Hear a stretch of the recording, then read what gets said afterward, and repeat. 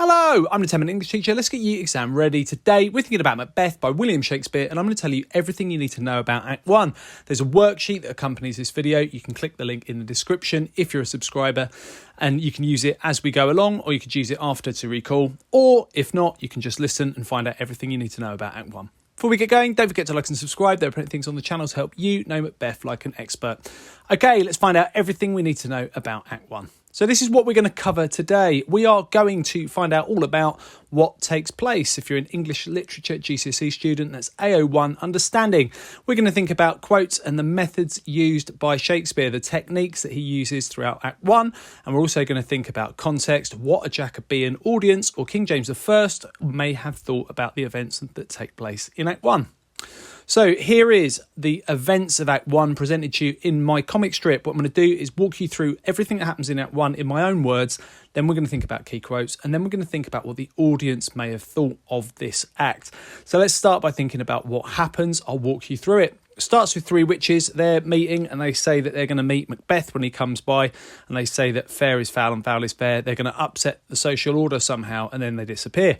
We then have King Duncan, the King of Scotland. He's being told by a captain in the war about the progress on the battlefield in their war with Norway. It turns out that we've got his army doing very well because of the bravery of Banquo and Macbeth, two brave warriors that are fearless in battle. He knows that Macbeth is the Thane of Glamis, so small castle. He's heard that the Thane of Cawdor is a traitor. He's got a bigger castle, and he's going to give that castle to Macbeth. And he sends his messengers out to find Macbeth to let him know. The next scene, we have got the witches that confront Macbeth. They get in the way of Macbeth and Banquo as they're on their way home from the battlefield, and they tell Macbeth, you're the Thane of Glamis, you're going to be the Thane of Cawdor, and one day you're going to be king. And that is something that Macbeth finds very interesting indeed, and it brings about a change in him. Just after that, the messengers find Macbeth and Banquo, and they let him know that he's got to go and see the king, and he's also going to be given a new title. He's going to be the Thane of Cawdor. So Macbeth sees that the things the witches have told him are beginning to come true. Macbeth goes to see the king. The king is very pleased to see him. And of course, at this point, Macbeth starts to think, yeah, the king's got sons. There are princes. There's a royal line. If I'm going to be the king, how am I going to do this? Hang on, I'm having some dark thoughts. He's thinking about treason and killing the king. At this point, Lady Macbeth would be wondering where Macbeth is. He sent a letter to her, letting her know that he's been sent to see the king. He's got his new title, and he also tells her about the witches and what they've told him about becoming the king one day. Now, this gives her some ideas, and she starts speaking to evil spirits and thinking dark thoughts, and she's worried that Macbeth won't be brave enough to finally become king, and that she'll need to give him some ideas in order to help him become the king. Macbeth then arrives home and lets her know that the king is coming to stay, and Lady Macbeth immediately says, we'll kill him that very night.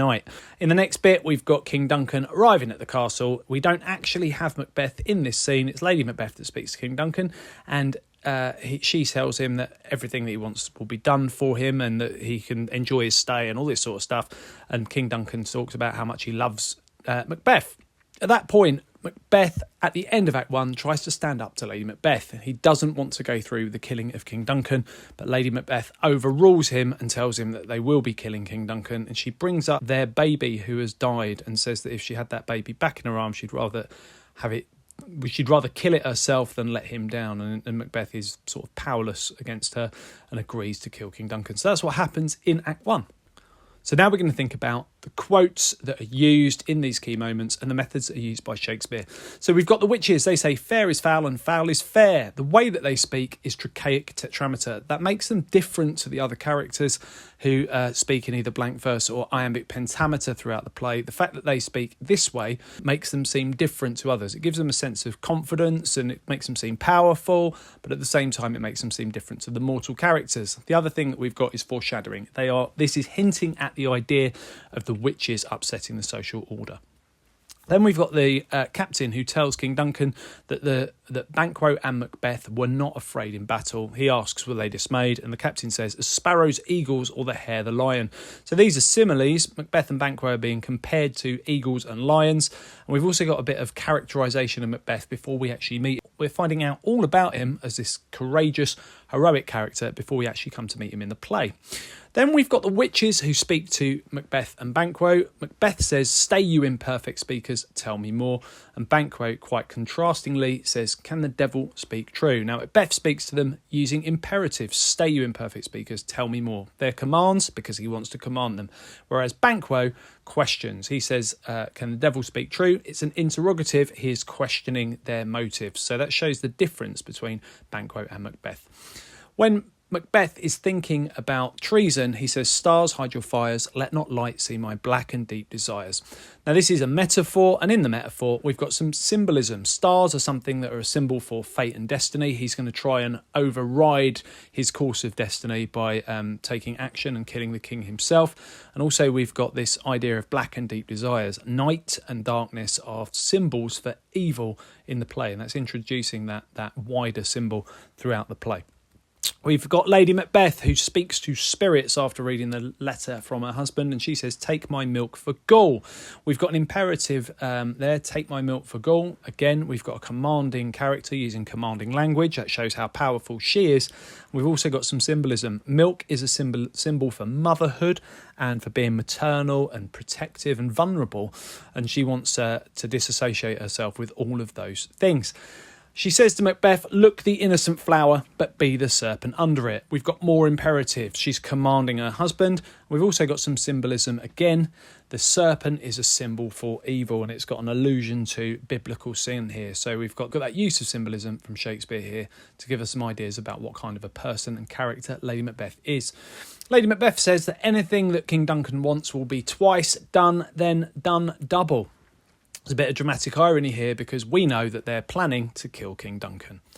And at the end, she says that she'd rather have dashed the brains than let Macbeth down. So we have got a little bit of symbolism here. We've got that use of motherhood, we're distancing her from the idea of motherhood being something that we associate with being good and also being protective and being caring.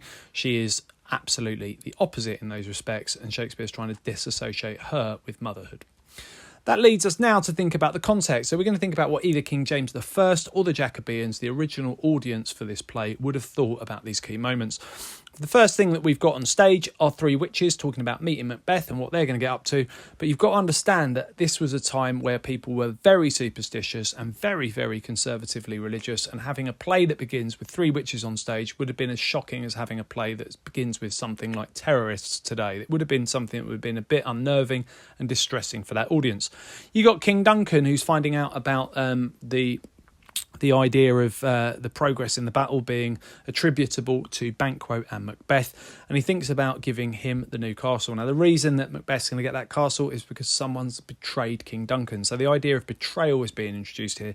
King James I would have been fearful of that because he'd already survived the gunpowder plot and was worried about plots against him.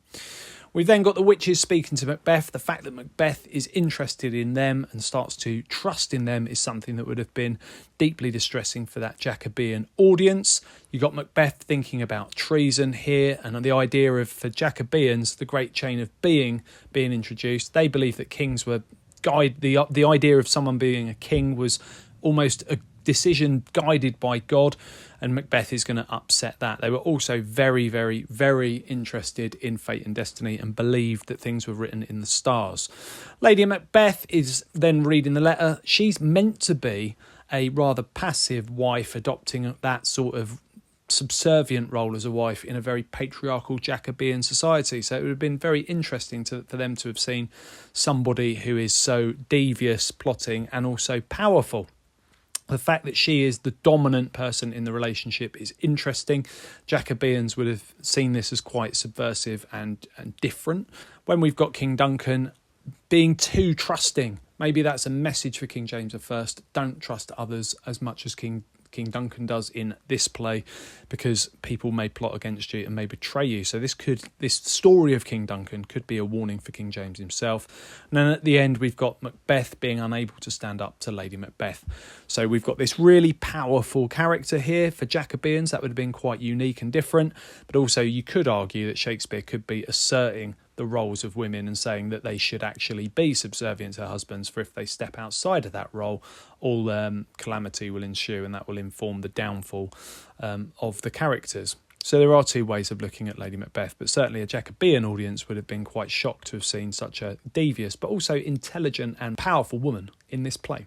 Now, we've thought about context and understanding and the play, and we've also thought about key quotes and methods used. What you can do now is click the link in the description and you can get yourself a knowledge organiser. You can take these knowledge organisers and you can fill them in. So what takes place in your own words, just walk yourself through Act 1 and then you can think about key quotes for those moments, and as well as that, what would the audience have thought?